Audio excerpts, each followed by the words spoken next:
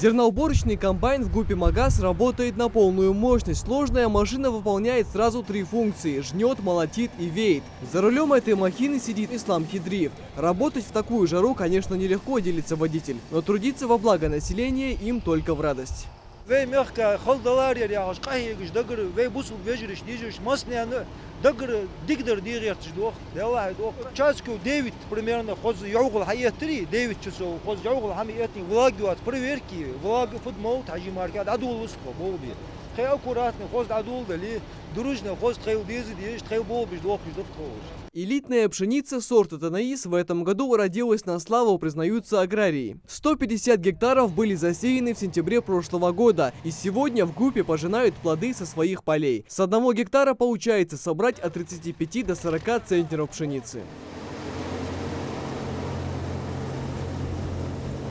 К слову, не везде удалось получить такой богатый урожай. Плохая погода внесла свои коррективы в планы по сбору пшеницы. Вот там дальше, в Яндырке, вот, например, у нас пострадали, мы где-то пересеяли мы подсолнечник от градобития. В Шурхахах пересеяли от градобития 225 гектаров кукурузы.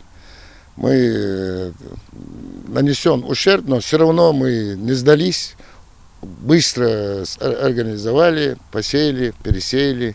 Нельзя просто разбросать семена по полю и ждать, что колоски взойдут до небес. Будь то пшеница или ячмень, за зимами нужен тщательный уход. Речь идет о специальных удобрениях и лекарствах от всевозможных болезней. Очень важно перед сбором провести круговой обкос и пахоту. Это позволит уберечь близлежащие территории в случае пожара. Такие работы по сбору урожая проводятся по всему региону. Всего, значит, мы посадили, значит, на 19-20 годы 24 200 гектаров.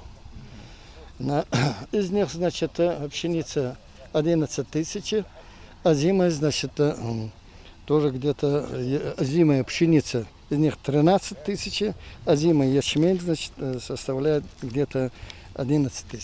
В региональном Минсельхозе создан уборочный штаб, где ежедневно обсуждается ход выполнения работ по сбору урожая. В этом году сельскохозяйственная отрасль планирует получить более 40 тысяч тонн урожая озимых культур. Что касается ГУПа «Магаз», то здесь хотят завершить все работы уже в конце этой недели. Михаил Тангиев, Майрбек Миржоев, Новости 24.